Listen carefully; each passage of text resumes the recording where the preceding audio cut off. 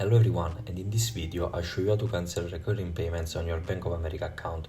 But first, please subscribe to the channel. So without further ado, let's dive in. You have the option to cancel future scheduled and recurring payments to your accounts initiated from another financial institution until midnight AT on the day prior to the scheduled payment date. However, please note that a one-time immediate payment cannot be cancelled once it has been submitted.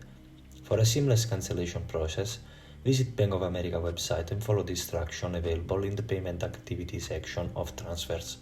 Alternatively, you can request the cancellation of a future scheduled or recurring payment by contacting Bank of America customer service at 800-432-1000 for individual accounts or 866-758-5972 for small business accounts. If you are calling from outside the US, you can reach Bank of America calling at 925-681-7600.